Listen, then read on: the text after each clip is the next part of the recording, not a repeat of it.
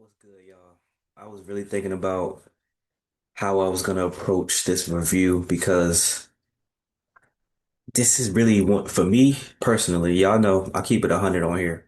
This is really one of the most confusing reviews that I'm gonna do because I really don't know how I feel about Money in the Bank. I'm not gonna lie. Now, I'm stuck between it was cool to mid, but it's not like a bad mid. It's like an upper mid because there's a lot of things that I like about Money in the Bank, and then there were things that I did not like. I go by the name of Black Couch Booking, by the way. If you're new to the channel, please like, comment, subscribe. If you're old to the channel, Couch Crew, what's going on? I love wrestling. I love making wrestling content. Let's get into it.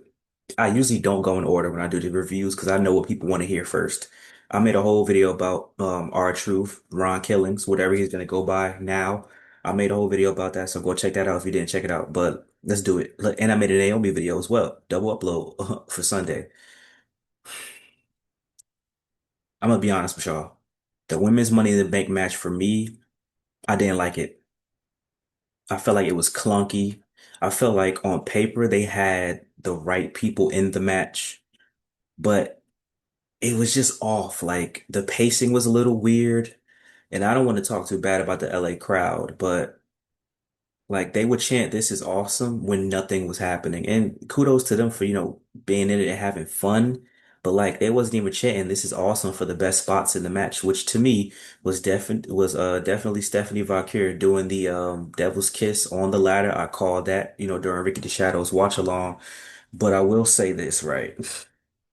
The caveat to that is Pat McAfee ruined it because, bro, if Booker T does the thing, like that's a trademark thing for him. Booker T does ah. Pat McAfee, I don't know what type of noise that brother was making.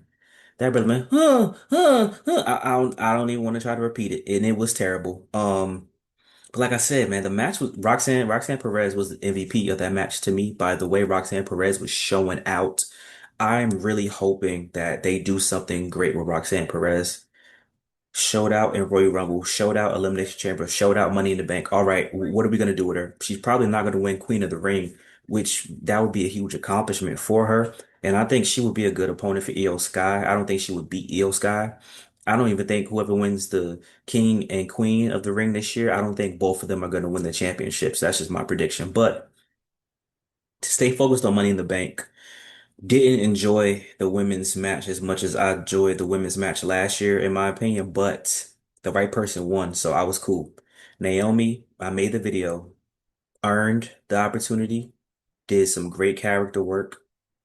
Definitely was the MVP of the Jade Bianca storyline, in my opinion. They all have done great work up until this point, but Naomi is deserving. I love Naomi. The first video on my YouTube channel is about Naomi, and I'm just happy that, it comes full circle. As I hit 10K, I crossed that finish line and now we're here and Naomi wins the briefcase. So it's a full circle moment. So I'm very happy that Naomi won. But right result, wrong match. Well, right result, not the best match. There were some really good spots. Like I said, 70 Valkyrie has some good spots. Roxanne Perez has some good spots. When they stacked the ladders on Rhea Ripley, I don't know why I was expecting this, but I was expecting her to like burst out of the ladders or something like that because like to do a big spot that didn't happen. Um, Julia, like I said, I'm not gonna go too hard on the crowd. Shout out to my LA viewers, but Julia really wasn't getting no love in this match, and I thought she was doing some good stuff, but like the people that they put in this match, in my opinion, just didn't like flow together as a normal, Money in the Bank ladder match would, whether it be the men or the women. But like I said, Naomi won, so I'm straight with that. So that was it, it is what it is. But I think Dominic versus Octagon Jr. was the next match, and I will say I enjoyed it because it proved to me that Dominic should be a babyface because essentially he was beating up on Octagon Jr. like a decent amount of the match, and they actually like he was actually comp for Octagon Jr. And I think the Liv Morgan interference is very unnecessary. I think they need to transition to Dominic Mysterio beating people one on one without interference or being on some, "Hey Liv, chill, I got this, don't do anything." Because eventually Dominic Mysterio will be the babyface. Did y'all hear that pop for Dominic Mysterio? And the crowd actually lets him talk now on the mic, which I said what should essentially happen is When Dominic tried to talk before, it would be so loud boos or whatever. Now it should be when he tries to talk, the crowd just cheers so loud, but the crowd has to do that. And Dominic Mysterio, when he was at Worlds Collide, I would have preferred that him and Octagon Jr. just had the match at Worlds Collide, but it was great to have another match on Money in the Bank. It really did, the fans in the arena good and it did the fans at home good to me. So I actually did enjoy Dominic's performance in that match. And like I said, bro, just let him start beating people one on one straight up, and then that adds to him becoming a face because he has to become a face. Finn Balor is not going to be the face in the situation because they will have a one on one. Hopefully at SummerSlam, I would enjoy that. But you're gonna hear me talk about these matches, right? And you're gonna be like, how did you come to the conclusion of why Money in the Bank was maybe mid to okay? This is why. I don't want to keep complaining about the ads, right? But like it was shameless like tonight. Bro, they literally did a whole commercial backstage about Fireball with Chad Gable and American I was about to call him American Alpha, American American Made, right? Bro, they literally you can't make this up, bro. Literally was like, "Hey man, make sure you get that secret ladder, the Fireball ladder." Then one of the Creed brothers like, Fireball, what's that? Chad Gable, well, let me tell you, Fireball is American whiskey. Bro, are you serious, bro? You got these guys cutting promos about ads like sponsors. That's nasty, bro. And we'll get to the Fireball ladder later on, but that's nasty, bro. Like seriously. And this isn't a thing that's like a brand new thing, but like the Street Profits coming out with Pizza Hut or Papa John's or whatever in the New Day doing stuff is not the same as they literally cut a promo about an ad for a ladder just to say. Just for us to look forward to looking at a ladder that has Fireball advertisement on it, bro. That's nasty, bro. That we understand this is a business. We understand they got to make money, but like these ads are very shameless and it's really kind of starting to throw me off. And speaking of which, Cash App on the Women's Money in the Bank briefcase is also nasty. I hope it's not on the briefcase when Naomi comes out with the briefcase on SmackDown. If it is, bro, if it is, because if it is, right? You can't give her a custom briefcase with the ad on it unless they sign off on it because Cash App paid to have the Cash App label on the Money in the Bank. So Naomi, because Cash App, I'm assuming paid for this just that one event. So if they have to continue to pay for it, you can't have the caution tape like around the Cash App thing. The Cash App thing has to be somewhat visible. The Cash App thing was on the briefcase was visible enough to the point where okay, we understand you're promoting it. So I just hope that that doesn't interfere because Naomi should have a black briefcase with the yellow caution tape. If she continues to have the white with the green, that's terrible and that's not good for the character. The character, it would be befitting that she has caution on the briefcase, and that would be one of the best briefcase Money in the Bank designs in the history of Money in the Bank designs, in my opinion. With that being said, though, these ads, bro. Oh my gosh. Even during commentary, like Michael Cole would say something like, "Oh man, you all right? You need something? You know what I think you need? Fireball." I'm like, bro, you gotta be like, I understand, but bro, that's so off-putting when you're at home watching it on TV. It's like, bro, they have to literally work that in the commentary, and it's not like a natural thing. It can never be a natural thing unless they were literally drinking Fireball while they watching the match, and they're not gonna do that, obviously, right? Becky Lynch versus Lyra, I liked it. Was the Backlash match better? Yeah, but Becky Lynch and Lyra have great chemistry. I wouldn't mind if they had one more because I like let's not look at the NXT feud. Let's just look at they're 1-1. So having one more, like let's not do the 50-50 booking. Let's have a definitive winner because Becky Lynch, if she were to lose, she can't challenge for the title again. But Lyra, that's not a stipulation for Lyra. And I will say they should have went with one or two options. The first option is the option I think they should have went with for the conclusion of the match. I think Lyra should have just raised Becky's hand and just walked away like a sad puppy to add to the character, to get sympathy, and to help boost her run in the Queen of the Ring tournament, which I'm assuming she's gonna be in, right? Instead, though, she attacked her long after the raising of the hand and blah blah blah. Like she tried to walk away, Becky pulled her back. She tried to walk away, Becky pulled her back again. It was too much. It was long and drawn out for no reason. If you were gonna do anything, you could have just had Lyra raise her hand. Becky's about to attack her. Bailey comes out. Where's Bailey? She's missing in action. But The match itself, I enjoyed the match, but man, I I'm hoping Nikki Bella shows up on Raw and not to challenge for the IC title at SummerSlam. If she has a match with Becky Lynch in particular, I think that would be the way to go. Do it at Women's Evolution. Do it at Women's Evolution. That would be fine because all women pay-per-view. Nikki Bella obviously was I think are they both coming back or just Nikki? I think it's Nikki. Obviously, she was a part of, the women's evolution. So I mean, that's a good homage. I wouldn't mind that at all. Even if it's for the title, obviously she's not going to be Becky Lynch, so that's fine. And it'll be a decent match for women's evolution, I think, because if you're not going to let Bailey do anything, then I think that's the next best option. Because I don't want to see no Nikki Bella versus no Io Sky, respectfully. So let's hold our horses. I'm telling y'all, man, this is so confusing for me, guys. I'm not gonna lie to you. Like, I enjoyed, like I said, the women's Money in the Bank ladder match to me, it didn't hit the way I thought it was, and they had some really good people in that match. You see, I only talked about, what I'm saying? What's funny? I'm happy Naomi won, but the way she won was very like climactic. They didn't really build up to, it wasn't a lot of suspense into her, excuse me, getting it. She just got it essentially. Like after no one else was left, she climbed it, blah blah blah. They could have built up more suspense. The men's Money in the Bank ladder match built up a lot of suspense and really threw us off to who was gonna win. I didn't know who was gonna win. I'm gonna get to it.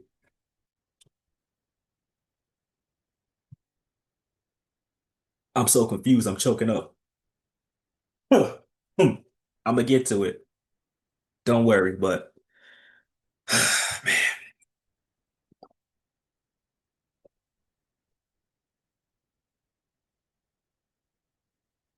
am I the only one who has like 50 water bottles and they're all half empty? I don't know what it is. It's weird. But yeah, man, that was very weird to me, y'all. I'm not gonna lie to y'all, man. Like I genuinely was confused about the women's Money in the Bank. I want to know who produced it. Could have been Tyson Kidd. Couldn't have been. And if it was, I would be shocked. Anyway, though, like I said, Dominic Mysterio after the women's Money in the Bank ladder match, I was into it. I was like, okay. Dominic and Octagon had a cool little showing. It could have been a Worlds Collide, but that's fine. Becky and Lyra, I enjoyed the match. The roll up, though, I will say, Becky's a heel, but at the end of the day, it's still Becky Lynch. We need to stop doing this thing where because somebody's a heel, they have to win interference, roll up. At the end of the day, it's Becky Lynch. Like, you mean to tell me the person that beat Ronda Rousey, Charlotte Flair in the same night, the person who went up against Nia Jax, the person who went up against Rhea Ripley, the person who went up against everybody in the Four Horsewomen had to do a roll up against a Lyra Valkyria. And shout out to Lyra Valkyria. She had a very good showing. I liked a lot of things she did in that match, but like that's nasty to me. Um, she's a heel, but even as Big Time Beck, she had a couple of finishes like that, but Big Time Beck, she was kicking people's ass. So I'm confused about that. And let me talk about match of the night for me, in my opinion. The men's Money in the Bank ladder match was great.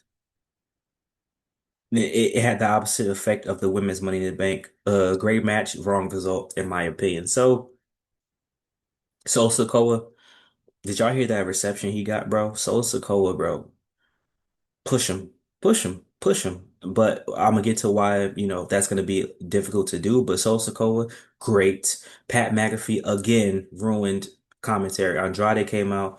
No one's worried about this guy.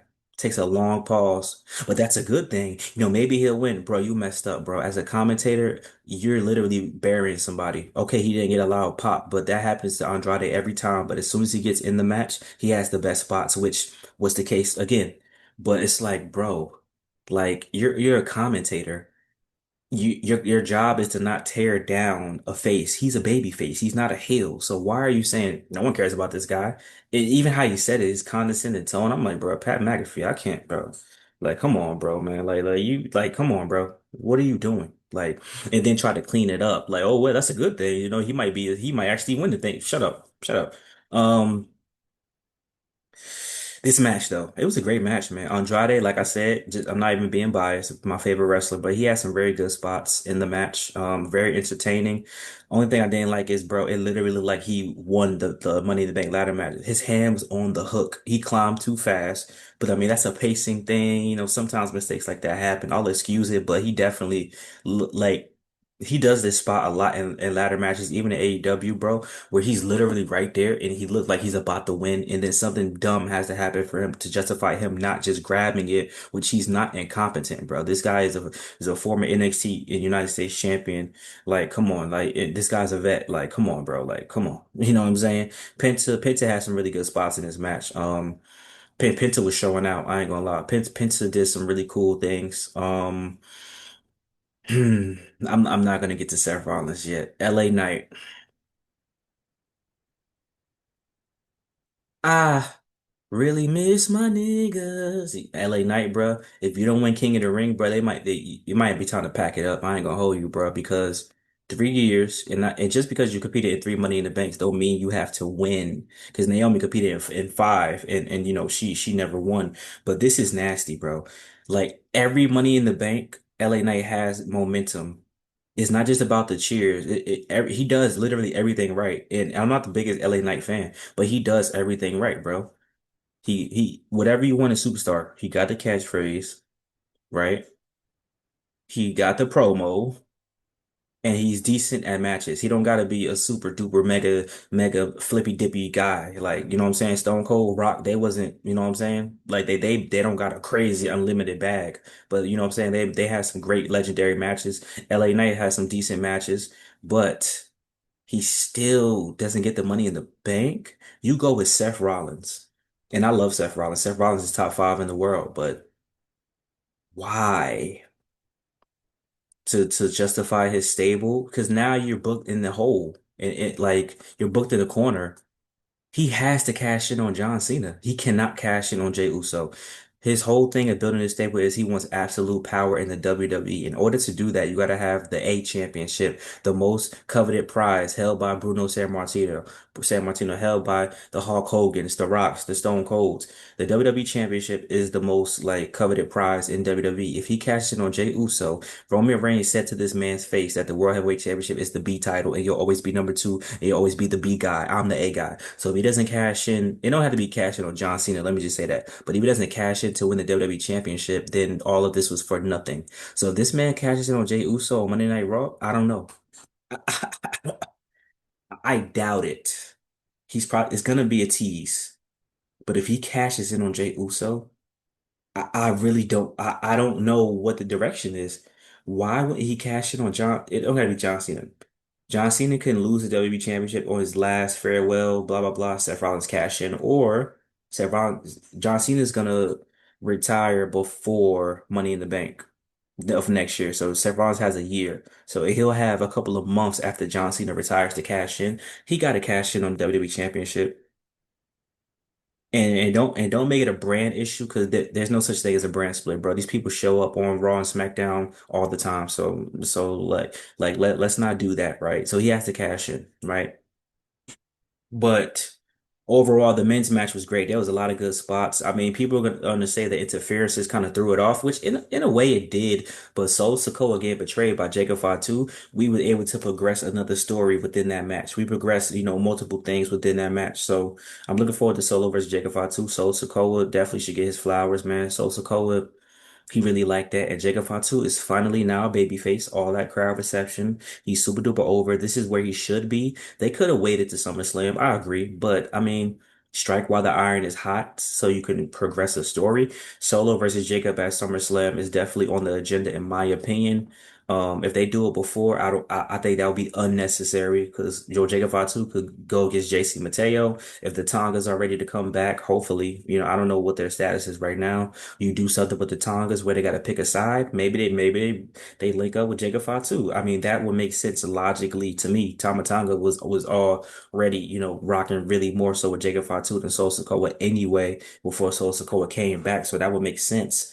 So, and then you can bring up another one. I mean, you know what I'm saying, you bring up, one of the other guys to be with Sol Sokoa, which would make logical sense. And then we get our last match at SummerSlam, and then we move on. No type of bloodline, nothing. Everybody just doing their own thing, and they live in their own lives on the WWE.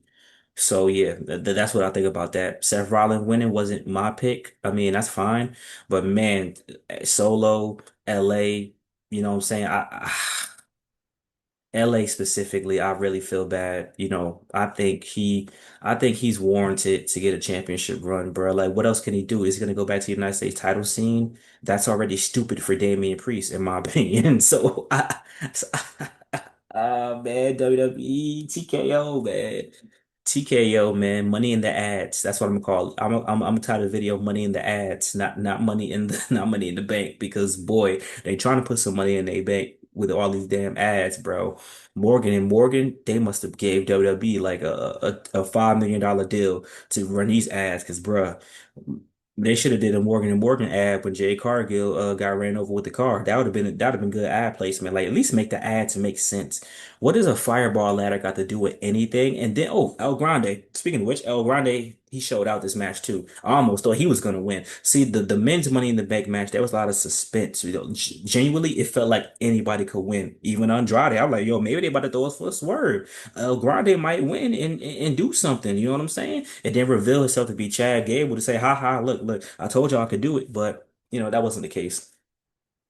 Seth Rollins with the briefcase. I don't know how I feel about that, y'all. I'm being genuine when I say this, and like I said, he's one of the best in the world, but I don't think it was necessary. He could get a title shot regardless. He just had a title shot against Jey Uso anyway. Now, with that being said, it would make sense storyline wise that he cashes in on the WWE Championship because if he cashed in on Jey Uso and he just had a title shot.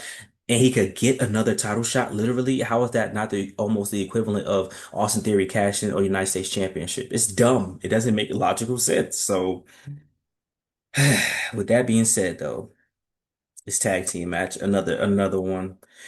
R-Truth interfering saved the tag team match because if John Cena would have just won with the belt finish again, bro, I was gonna lose my marbles. I'm not gonna lie to y'all. I think that would have been extremely unnecessary if you ask me. Oh my goodness, bro. If he would have, oh, by the way. Shout out to my dog, Influential Sports, pointed this out. At the end of Seth Rollins winning, the commentary not even celebrating it, and also brought to you by Prize Picks. I'm like, bro, literally, this man is in the ring celebrating the Money in the Bank when y'all talk about some damn Prize Picks, bro. Wait till he leaves in the music. You saying that while the music is playing and all that, and also, by the way, I forgot to mention this. These men, the commentators, talked about El Grande Americano and Chad Gable literally 90% of the match. I'm like, dog, stop talking about Chad Gable and El Grande Americano. They're the same person. They're not the same person. Well, they got the same boots. They don't got the same boots. And then Pat McAfee, if I'm not mistaken, of all people says, I can tell that they're not the same. They have different nipples. Dog, what the fuck are you talking about? That shit was not funny. That shit added no value to the shit. Like, bro, I'm not trying to shit on nobody, bro. Pat McAfee has had some great moments in WWE, but what is that? They nipples is different, bro. Like, how old are we, bro? And then is this supposed to be a family show? Why you talk about men's nipples for? Like, what's good with you, bro? Are you good? Like that shit not even funny. Like some kindergarten ass jokes and shit. Like that's jokes niggas was making in fifth grade, bro. Like that shit was trash, bro. I'm not gonna hold you. And like I said, bro, we couldn't. Y'all not even calling the match. Y'all talking about some damn. Their nipples, bro. Are you serious? But shout out to Braun Breaker though. When he came out and did that spear was out of nowhere. Like the camera turned and turned back real quick. And I'm like, this man flying through the air like this. But I'll also say, when Seth Rollins was calling them out to the ring, I'm thinking they coming out from the barricade. This man saying, where you at? Come on, come on. They come out from the entrance. What? How them niggas they got supersonic hearing? I didn't know these niggas was Stitch from Lilo and Stitch. They got ears that can hear like that. That was so stupid. I'm like, yo, this is crazy. But anyway, man, the interferences I don't mind because I knew it was gonna happen, so I was expecting it. So that didn't throw me off. That didn't throw me off, by the way. But back to the tag team match, it didn't go the way I thought. John Cena and Logan Paul, I thought was would have been an interesting pairing, but when they started arguing with each other, I'm trying to teach you something, blah blah blah. I'm like, dog, them arguing doesn't make sense for the match because aren't they like John Cena's bigging up this man? Like why are they arguing for? And then them arguing really didn't add to the finish of the match because R-Truth came out anyway. So I'm like, bro, this shit don't make any sense, bro. Like Cody Rhodes and Jey Uso always got great chemistry together, so that's neither here nor there. The tag team match was definitely not a good match.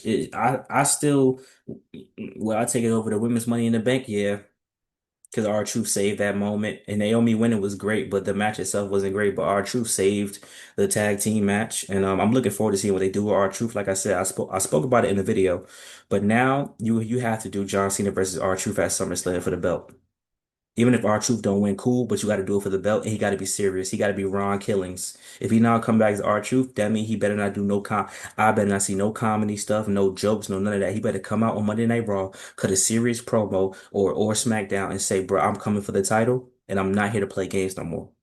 They try to take my money away. They try to, take away my way of life. And now I'm gonna take away the WWE Championship from this guy that's trying to destroy wrestling because I came back to save wrestling. Boom, boom, easy, easy, easy peasy. That's easy work right there, fellas and ladies. That's easy work right there.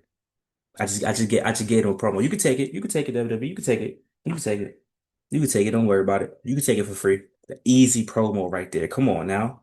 I'm here to save wrestling. You here to ruin wrestling. Have a serious match. Give Ron Killings the match that he deserves, and then move on. Randy Orton might have something to say about that though. If you want to bring back Randy as a heel, an easy thing to do is have him ruin the match in RKO Ron Killings. Even if that doesn't have to turn him heel, because he could just say, "Hey, bro, I had to get my get back. You did something stupid when you was out of your mind. Well, I still got to get my revenge." And then Nick Aldis be like, "Hey, you ruined a perfectly good match. Now we got to wrestle." It's so much stuff you can do with that. So it's a lot of stories to tell from that. But we need something to help this John Cena heel run. It hasn't been working out in my opinion. I don't think it's the best that it could be. But I think this will actually be really, really good. But John Cena has to be a heel. He has to do something unless they turn him face eventually, which I think they will turn him face before he's done because I can't see John Cena's last match of him. He's not gonna get booed regardless, but him not addressing the crowd, saying thank you, getting emotional, crying, him just walking out as a heel, I don't think that's the way to go with that. Money in the Bank was cool. It was all right. I ain't gonna say it was mid. It was all right. It was all right. Little something, something. Nothing too crazy.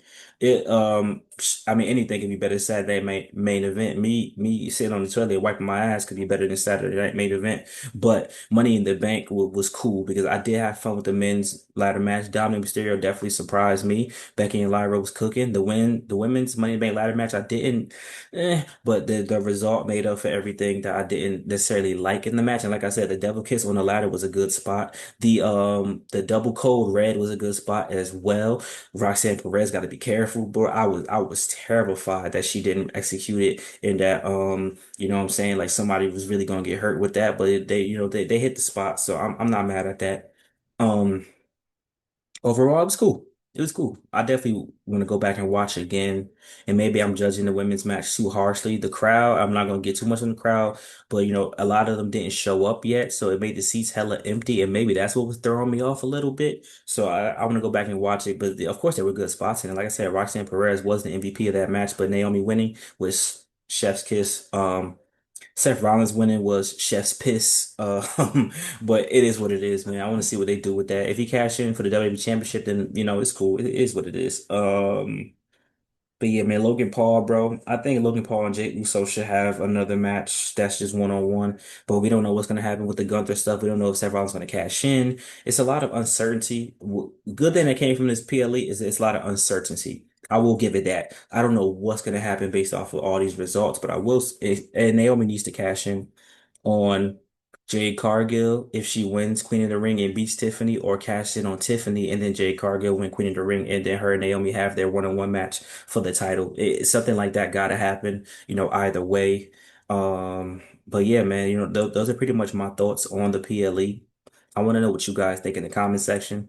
It's the ad apocalypse, bro. If they start putting ads on wrestlers' gear or putting ads on the belts, like as side plates, I might lose my mind. I'm not gonna lie to y'all. I can see it going in that direction because to put ads on like the belts, they would have to pay a pretty penny to do that. The belts are taken very seriously. But if Dude Wipes or whatever to pay, they'll give $1 million to have a side plate that say Dude Wipes. And the camera gotta zoom in on it, they would pay that money, bro. Because the belt, they walk around the belts outside of WWE and in the ring, they would definitely do that, man. But like I said, it was cool. Not crazy. It wasn't the worst thing I've ever seen. I ain't gonna lie. That Saturday main event left a nasty taste in my mouth, but I still got backlash so far post WrestleMania as a very pleasant surprise. But I do think that Night of Champions is going to be something of very like significance more than what people is going to give it credit for. Because I want to see who out of the King and Queen of the Ring winners are actually going to win. I don't think both are going to win because both just won last year. I don't think they're going to run that back. WWE likes to mix it up. And I will say, man, we did it, ladies and gentlemen. We want truth. We did that. It wasn't a work. Our truth said himself it wasn't a work. His son said it wasn't a work. A lot of people have come out and said it wasn't a work. We did it. So, and they try not to give us credit. Triple H, that post conference talking about did you enjoy the show? It was all part of the show. Stop, bro. Take accountability. You should have said, you know what? We listen to the fans. We love our fans. And, sometimes, we got to make decisions that's best for the fans. This is sports entertainment. And without the fans, we ain't nothing. So, yeah, we brought them back. That would have gave you so much favor. People would have been singing your praises. But now, since you want to gaslight the fans, this is what you get. So I hope you enjoy that. Like, comment, subscribe. Thank y'all for love, support as always. Hope you guys enjoyed this review. You know what I'm saying? If you checked out the live, I did a review with the homies on live as well. But this is my like solo review, my solo thoughts about it. I'll give it a 6.5 out of 10. And that's just my opinion. It's very 50-50 for me, bro. Because like I said, I enjoyed the middle matches, but the start and the finish matches is what threw me off. If they switched the pecking order a little bit, I think it probably would have been an 8 out of 10. Because if you had the men start first, then you could do Dominic, you do Becky, and then because the women weren't going to finish, or the women or neither ladder match was going to finish anyway. But no, maybe you had the men's ladder match finish last, had the tag team open the show, but our truth came back. I get it. Yeah, no, no, no. The tag team has to finish for our truth to come back. And you don't want to lose momentum, but you could have did a tag team. I don't know. So yeah, I don't think nothing would have saved it then. Never mind. I changed my mind. But like, comment, subscribe. Thank y'all for love, support as always. So you guys enjoyed the video today. Peace out.